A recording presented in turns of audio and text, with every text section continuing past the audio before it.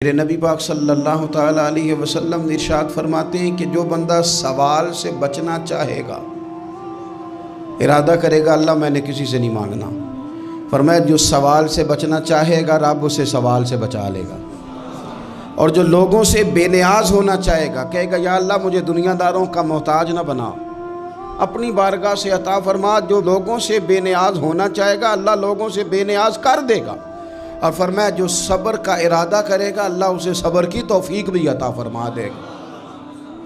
ارادہ تو کرے، پروگرام تو بنائے، توفیق تو اللہ دے گا۔ جو صبر کا ارادہ کرے گا اللہ صبر کی توفیق بھی عطا کر دے گا۔ اور حضور صلی اللہ تعالیٰ علیہ وسلم فرمانے لگے یاد رکھو کسی بندے کو جو بہترین تحفہ دیا گیا ہے نا، اگر کسی کو کوئی بہترین عطیہ ملا ہے تو پھر اللہ تعالیٰ نے اسے صبر عطا فرمایا ہے۔ یہ بہترین تحفہ ہے، اس سے زندگی سنور جاتی ہے، اس سے انسان باوقار اور مطمئن ہو جاتا ہے، اس سے اس کے شب و روز آسانی سے بیتتے ہیں، وہ دنیا کی پک ڈنڈیوں سے آسانی سے گزر کے اللہ کی بارگاہ عالی مرتبت میں سرخرو ہو کر حاضر ہو جاتا ہے۔ لیکن اگر بے حوصلہ ہو، صبر نہ ہو، پھر نقصان روز بروز بڑھتا ہے۔ اور پھر میرے رسول پاک صلی اللہ تعالیٰ علیہ وسلم ارشاد فرماتے ہیں کہ اصل بات یہ ہے کہ اللہ تعالیٰ نہ کسی بندے کا درجہ بلند کرنے کا ارادہ فرماتا ہے، لیکن اس کے اعمال اس طرح کے نہیں ہوتے کہ اس کا درجہ بلند کیا جائے۔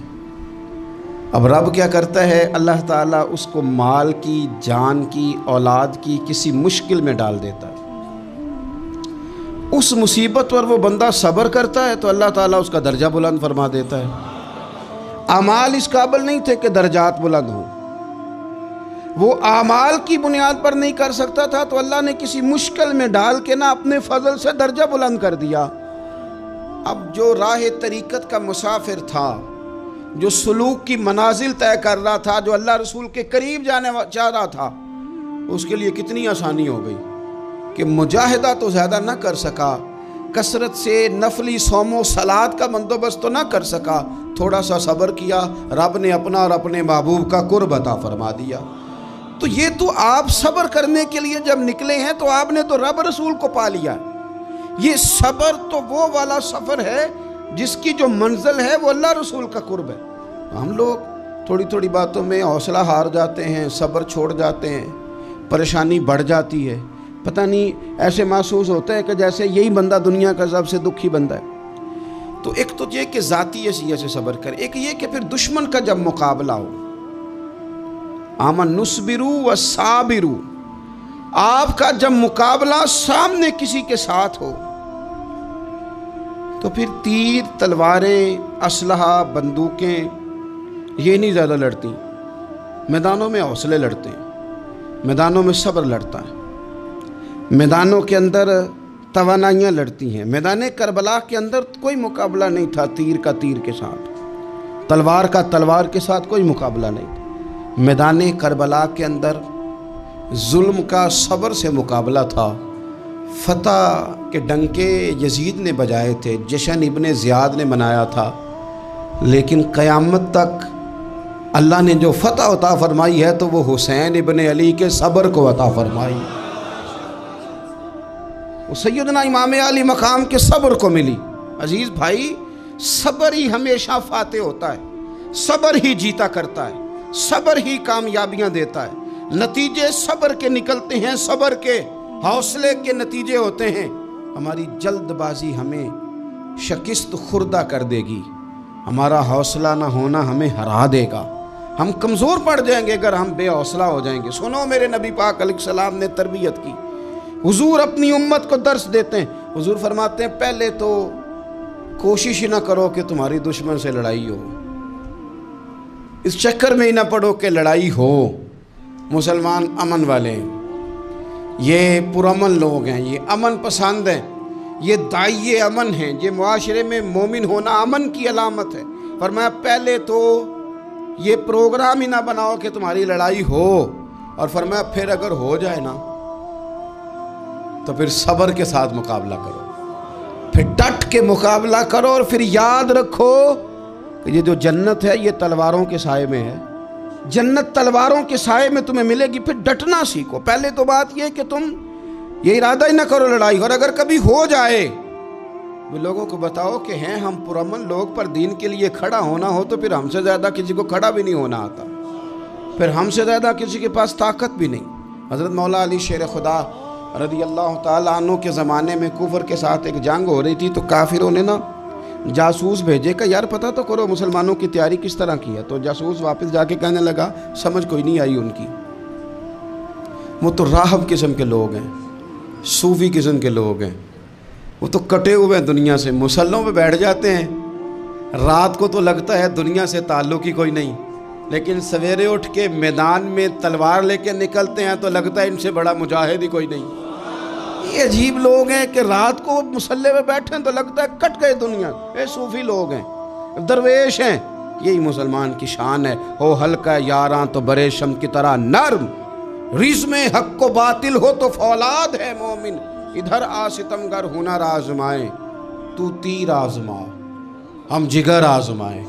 हम तुझे अपना हौसला बताते हैं कितना, देख हमारे हौसले से टकरा के देख ये कितना ताकतवर और मजबूत है। तो अजीज़ भाई, अगर ज़िंदगी में आपको सब्र करना आ गया, मैं बड़े दिनों से ये उन्वानात बयान कर रहा हूँ, और आज तो खुसूसी तौर पर रमज़ान शरीफ के इस जुमे में मैं अपील करना चाहता हूँ आपसे कि कमज़ोर बातें करनी छोड़ दें, मायूसी के जुमले अपनी ज़िंदगी से निकाल दें। हम मुसलमान हैं। आप बीमार हो गए हैं तो ये भी खुदा का फ़ज़ल है, गुनाह माफ़ होंगे। अगर अल्लाह ताला ने फ़कीर बना दिया, गरीबी आ गई है, तो ये भी फ़ज़ल है, अमीरों से पहले जन्नत में जाएंगे। अगर अल्लाह तबारक व तआला ने किसी जगह आपको मकान नहीं दिया और दूसरे को दे दिया है, तो आप वो लोग हैं जो अजीम सुन्नत अदा कर रहे हैं सैयदना बिलाल हबशी की।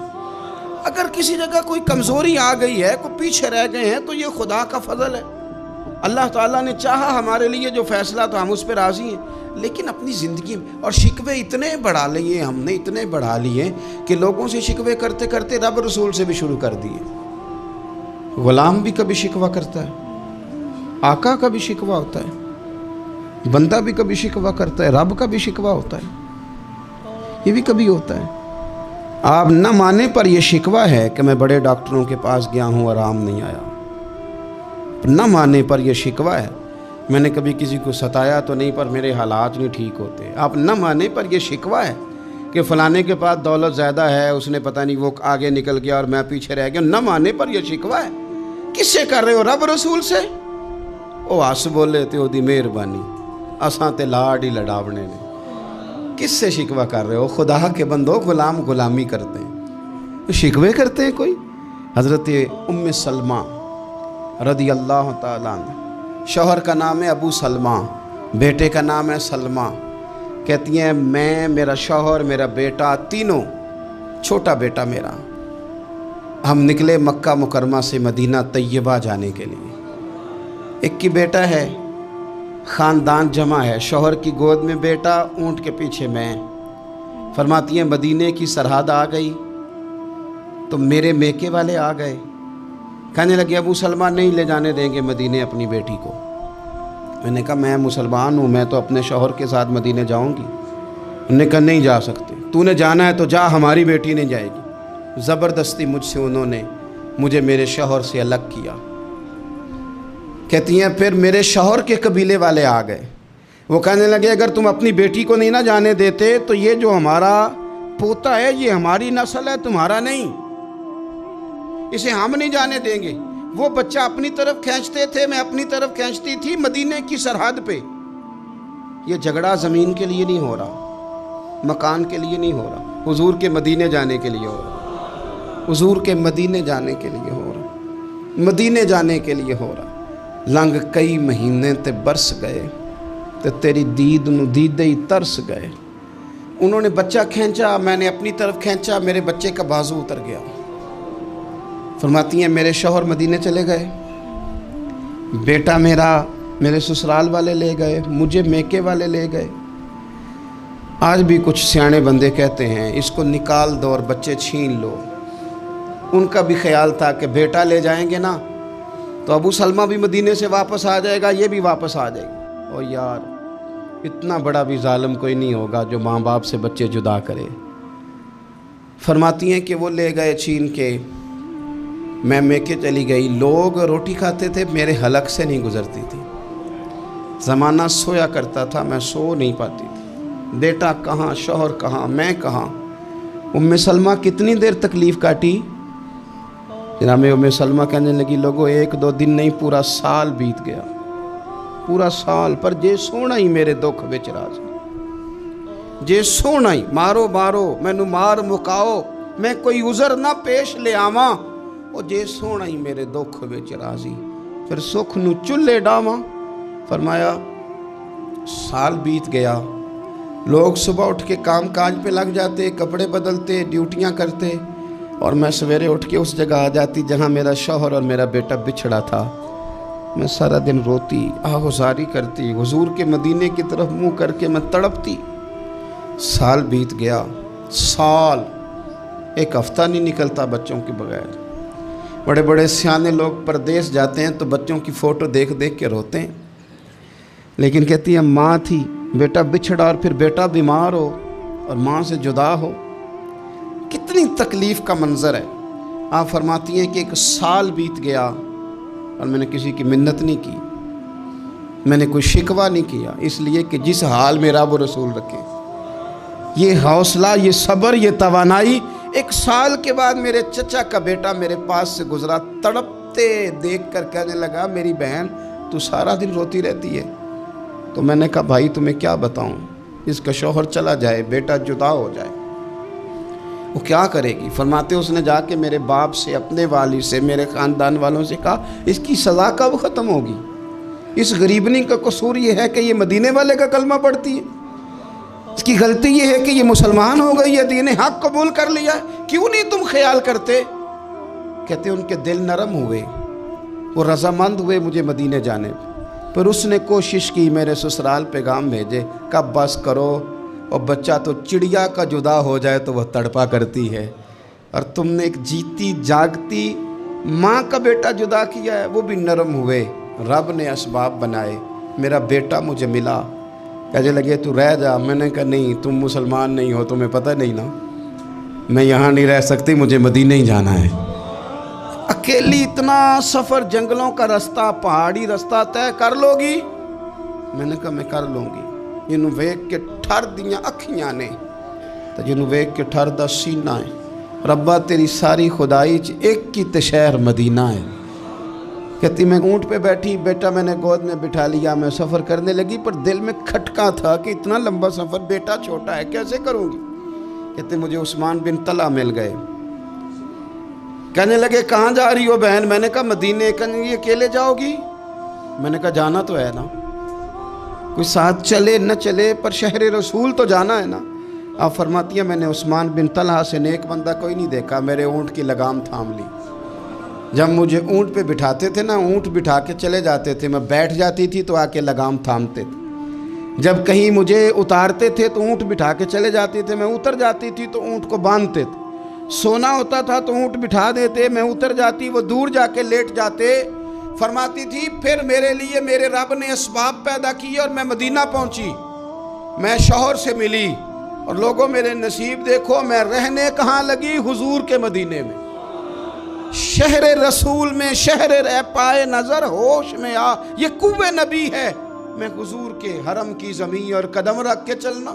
ارے سر کا موقع ہے او جانے والے، مدینے کے خطے خدا تجھ کو رکھے، غریبوں فقیروں کے ٹھہرانے والے۔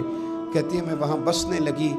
آپ فرماتی ہیں مسلمانوں، شاید مجھ سے زیادہ تکلیف کسی نے نہ سہی ہو، پر دیکھو 1 سال پورا میں تکلیف میں رہی، اور جب میرا صبر سال کو پہنچا، صبر کی عمر 1 سال ہوئی، تو پھر رب نے بندوبست کیا، پھر میرے گھر والے بھی نرم ہو گئے، سسرال والے بھی نرم ہو گئے، رب نے میرے آنے جانے کے لیے ایک بندے کا بندوبست بھی فرما دیا، پھر میرا شوہر تک بھی میں پہنچ گئی، مجھے مدینہ الرسول بھی نصیب ہوا۔ 1 سال میں نے صبر کیا تھا، رب نے مجھے مستقل مدینے کا ٹھکانہ عطا فرما دیا۔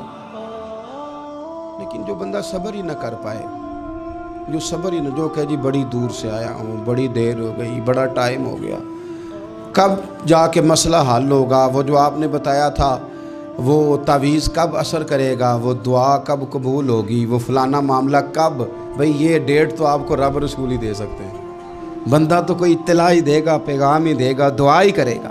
اگر زندگی میں حوصلہ ہی نہیں ہوگا، اگر آپ کو یہ قرار ہی نہیں آئے گا، ٹھہرنا ہی نہیں آئے گا کسی میدان میں۔ دیکھیں کچھ ایسی اذیتیں ہوتی ہیں جو اذیت ناک ہوتی ہیں، لیکن اگر غلامی میں آ جائے نا آپ تو وہ اذیت ناک نہیں ہوتی، اس چبن میں مزہ آنے لگتا ہے۔ کئی درد بھی مزیدار ہوتے ہیں، کئی درد بھی، کبھی زخم ٹھیک ہونے پہ آ جائے نا تو اسے چھیڑو تو مزہ آتا ہے، اس لیے کہ کچھ درد بھی مزیدار ہوتے ہیں۔ آتش سے کسی نے کہا تو روتا بڑا ہے، اس نے کہا محبوب کی یاد میں تڑپتا ہوں، ابھی تو ایک دل ہے، میرے تو خواہش تھی کبھی دو ہوتے نا تو صحیح کر کے تڑپتا۔ رب نے دل ایک بنایا، کہتا وہ مزہ دیا ہے تڑپ نے کہ میری آرزو ہے یا رب میرے دونوں پہلوؤں میں دل بے قرار ہوتا۔ درد میں بھی مزہ ہے، پر شرط یہ ہے کہ لوگ درد میں بھی جینا سیکھیں۔ ہم نہ آرام میں جینا چاہتے ہیں، پنکھے کے نیچے جینا چاہتے ہیں۔ کاش کہ ہمیں صحرا میں بھی نیند کا مزہ لینے کا طریقہ آئے، پھر زندگی کے سارے راستے آسان ہیں، پھر اقرا بھی مشکل نہیں۔ لیکن چونکہ حوصلہ نہیں، صبر نہیں، وہ والا قرار نہیں جو ایک مسلمان سے رب رسول کا مطالبہ ہے۔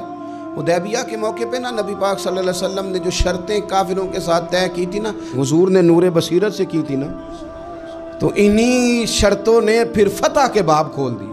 ان فتحنا لک فتحا مبینا۔ ایک شرط یہ تھی کہ اگر کوئی مسلمان مدینے سے مکے آئے گا تو مکے والے واپس نہیں کریں گے، رکھ لیں گے۔ پھر غور کریں، کوئی مسلمان اگر مدینے سے مکے آئے گا تو مکے والے واپس نہیں کریں گے، اور اگر کوئی بندہ مسلمان اپنے آقا کی مرضی کے بغیر مسلمان ہو جائے اور وہاں سے وہ مدینے آئے گا تو حضور پناہ نہیں دیں گے۔ تو میرے بھائی، محبوب کی طرف سے آنے والا نہ صرف سوکھ ہی نہیں قبول کرنا چاہیے، دکھ بھی قبول کرنا چاہیے، دکھ بھی قبول کرنا چاہیے۔ ہمارا یہ مسئلہ ہے کہ ہم نہ میٹھی میٹھی کے قائل ہیں، کڑوی کڑوی کے قائل نہیں۔ اگر وہ کبھی دکھ دے نا تو محبوب کا دکھ بھی سکھ سمجھ کے قبول کرو۔ ہاں اس کی طرف سے کانٹا ہے کبھی تو اسے پھول سمجھ کے قبول کرو، وہ چبھے گا نہیں، انشاءاللہ مزہ ہی دے گا، وہ قبول تو کرو نا۔ تو اب حضرت ابو بصیر رضی اللہ تعالیٰ عنہ ایک صحابی تھے، ایک تو حضرت ابو جندل رضی اللہ تعالیٰ عنہ تھے نا، تو وہ تو حدیبیہ میں آ گئے، حضور مجھے لے جائیں، تو نبی پاک نے فرمایا میں نے وعدہ کر لیا ہے، ان کو بھی حضور نے واپس بھیج دیا۔ اور یہ بیچارے نا اپنے آقا کی جیل توڑ کے مکے سے بھاگ کے مدینے آئے، یا رسول اللہ مجھے قبول کر لے، میں بھاگ آیا ہوں، وہ بڑا ظلم کرتے ہیں، مارتے ہیں، تکلیف دیتے ہیں۔ وہ آئے تو ادھر سے نا اس کے مالک نے ایک دو بندے بھی بھیج دیے رکا دے کے کہ یا رسول اللہ آپ کا تو وعدہ تھا کہ آپ بندہ رکھیں گے نہیں۔ یہ آئے اور رکا بھی آ گیا۔ اب ذرا منظر کو سمجھیں۔ ہمارا تو یہ مسئلہ ہے کہ کہتے ہیں کہ میری 99 باتیں مانی ہیں، ایک نہیں مانی، لہذا میرا تعلق ہی کوئی نہیں۔ لیکن یہاں کیا کیفیت ہے؟ بندہ رو رہا ہے، تڑپ رہا ہے، حضور میں مار سے بچتا ہوا آیا ہوں، جیل توڑ کے آیا ہوں، مجھے قبول کر لیں۔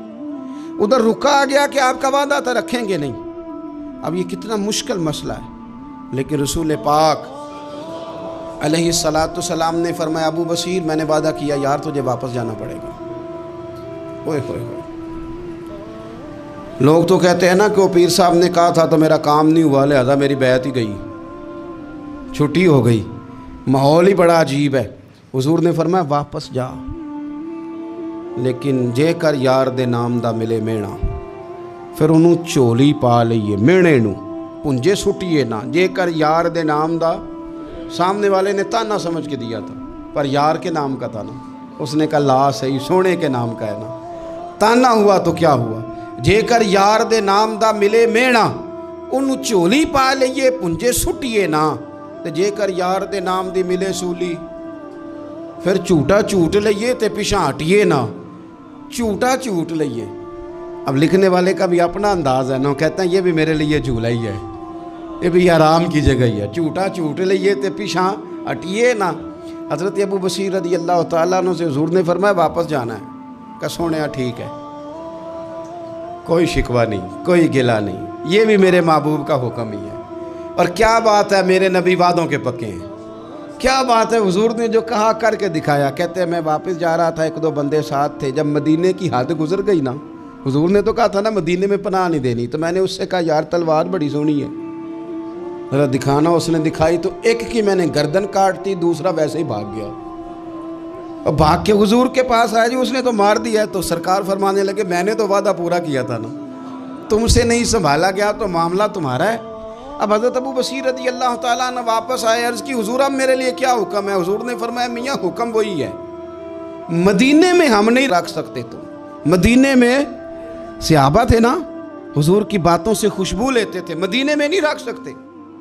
حضرت ابو بصیر کہتے ہیں میں مدینے کی سرحد سے نکل گیا، اس جگہ چلا گیا جو نہ مکے کی ریاست میں تھا نہ مدینے کی. ایک مقام ایس تھا جہاں میٹھے پانی کے کنویں تھے، وہاں رہنے لگا. حضرت ابو جندل کو پتہ چلا کہ ایک نیا ٹھکانہ بن گیا، وہ بھی جیل توڑ کے آ گئے. 70 بندے آ گئے. وہاں سے قافلے گزرتے تھے کافروں کے، یہ بھی مسلمانوں کو تنگ کرتے تھے. اگر مکے سے کوئی قافلہ گزرتا تھا تو ہم نے بھی ان کو پکڑا. کافر کا مال مال غنیمت اسباب بن گیا. اور وہ جب قافلہ لے کے آتے تھے تو ڈرے ہوتے تھے، اور ان کو تو ستایا تھا نا. کہتے ہیں ہمیں ستایا بڑا تھا، ہم تو انقلابی بن گئے تھے. ہم تو رکھ لیتے نا، بڑی منت کرتے، بڑی جان مشکل سے چھڑاتے. 70 بندے ہو گئے، پھر 300 ہو گئے. تب وہ بصیر کہتے ہیں دنیا مدینے جاتی تھی لیکن ہم تڑپتے تھے، ہم تڑپتے تھے. روت لنگ گئی ہے پھر باہر آندی تے اج چٹھیاں مدینے آئیاں نہیں. ہم تڑپتے تھے کہ یار کوئی موقع ملے. روز رات کو روتے تڑپتے. 300 انقلابیوں کا جتھا صبر سے بیٹھا ہے مدینے کی سرحد پہ، اندر آنے کی اجازت نہیں، پر غلامی میں روز اضافہ ہو رہا. صبر دیکھو، غلامی میں روز اضافہ ہوتا ہے. تنگ آ گئے کافر. پہلے بڑی ڈینگیں مارتے تھے کہ دیکھو ہم نے کیسی شرط منوائی ہے، کیسی شرط منوائی ہے کہ ان کا بندہ آئے گا تو ہم واپس نہیں کریں گے، ہمارا جائے گا تو انہیں کرنا پڑے گا. پھر اتنے تنگ آئے کہ خود آ کے کہنے لگے حضور مہربانی کریں یہ شرط تو ختم کریں، اور ان 300 کو تو مدینے بلائیں، مہربانی فرمائیں. حضور بڑے خوش ہوئے. آج غلاموں کے نام پیغام لکھا، غلاموں کے نام پیغام لکھا. چٹھی لکھی حضور نے. چٹھی کس چیز کی لکھی؟ آ جاؤ یار مدینے آ جاؤ. چٹھی آئی مدینے آنے کے لیے. حضرت ابو بصیر کے نام چٹھی گئی، آ جا یار مدینے، آ جا تیرے نام پیغام سب لائی ہے سرکار نبی سے، اور آیا ہے بلاوا مجھے دربار نبی سے. پیغام آیا. حضرت ابو بصیر اتنے بیمار تھے کہ نزع کا عالم تھا، لیکن اس عالم میں بھی انتظار تھا. اس آخری ویلے اکھیاں میریاں رات تکنائیں تیرا تے سجنا کچھ بھی نہیں جانا، یہ پا جاویں ایک پھیرا تے سر میرے تے آن کھلوویں تے پھر پردہ رہ جائی میرا. سوکھا نکلے صاحب ظہوری یہ ویخ لوے مکھ تیرا. حضرت ابو بصیر کو نا وہ رکا گیا. حضور کی چٹھی گئی تو یوں چٹھی پڑھی. حضور نے فرمایا آ جا نا، رستہ کھل گیا ہے، تو آ جا، کھل گیا رستہ. دعا فرماؤ مدینے کے رستے کھل جائیں. کرو نا یار دعا مدینے کے رستے کھل جائیں. کچھ ایسے ہیں جنہوں نے سارے دکھ سنانے ہی مدینے جا کے ہوتے. کچھ لوگ ایسے ہیں جن کے دل اور کلیجے پھٹنے کو آ گئے. دعا کرو رستے کھل جائیں. حضور نے فرمایا آ جا تیرا راہ کھل گیا. حضرت ابو جندل کہتے ہیں میں سرانے کھڑا تھا، حضرت ابو بصیر کے خط پڑھا، مسکرائے، اشارے سے کہنے کہ دیکھ میرے نبی کا خط ہے، حضور کی چٹھی میرے نام آئی ہے پڑھنا. تو میں نے بھی پڑھی. پہلے روئے، پھر کلمہ پڑھا، پھر میرا ہاتھ تھاما، روح ہی پرواز کر گئی. ہمیشہ کے لیے، ہمیشہ کے لیے. وہ ظاہری جسم کے ساتھ تو مدینے نہ پہنچے، پر قبر میں گئے تو مدینے والے کی زیارت نصیب ہو گئی. قبر میں حضور کی زیارت نصیب ہو گئی. قبر میں حضرت ابو جندل کہتا ہے میں نے جنازہ پڑھا، اور اسی مقام پہ جہاں انہوں نے انتظار کیا تھا نا، وہ مقام میں انتظار ان کا مزار بنا. مزار کے ساتھ مسجد بنی. مسجد کا نام مسجد ابو بصیر رکھا گیا. انہوں نے اس انتظار میں جان دے دی، پر صبر کیا. شکوہ نہیں کیا. یارو اتنی شکایتیں، اتنی شکایتیں، اتنے شکوے. ایک بات میرا اور کرنے کو دل کر رہا ہے. ایک صحابی تھے حضرت عاصم بن ثابت رضی اللہ تعالیٰ. جنگ احد میں نا حضور کے ہاتھ پہ موت کی بیعت کی. جنگ احد میں بیعت کی, سونیا تیرے نام پہ مرنا, ڈٹ کے لڑے. سلافہ بن سعد کے 2 بیٹے بدر میں قتل کیے انہوں نے. اس نے قسم کھائی کہ معاذ اللہ میں ان کا سر منگا کے تو ان کی کھوپڑی میں شراب پیوں گی. سلافہ بن سعد نے یہ قسم کھائی کہ میرے 2 بیٹے قتل کیے ہیں, میں ان کی کھوپڑی میں شراب پیوں گی معاذ اللہ. ایک قبیلہ غزیل تھا, انہوں نے احد کے بعد حضور سے کہا کچھ قاری ہمیں دے دیں, ہم نے قرآن سیکھنا ہے. تو نبی پاک نے کچھ بندے بھیجے, تو عاصم بن ثابت کو بھی بھیجا, لیکن انہوں نے دھوکہ کیا. وہاں جا کے ان کو گرفتار کر لیا. جب گرفتار کر کے مکے والوں کے ہاتھ بیچنے لگے تو حضرت عاصم بن ثابت نے تلوار نکال لی. فرمانے لگے میں کافر کا قیدی ہو کے جینے سے بہتر ہے شہادت کی موت مر جاؤں. کافروں کا قیدی لڑے اور فرمانے لگے میرے کمان میں تیر باقی ہے, میں لڑوں گا اور اتنا لڑوں گا کہ تمہیں پتہ چلے گا مجھے لڑنا آتا ہے. اور فرمایا میں صبر کروں گا اور صبر کر کے دکھاؤں گا, میں ڈٹوں گا اور تمہیں ڈٹ کے. اکیلا بندہ میدان میں ڈٹ گیا, اکیلا.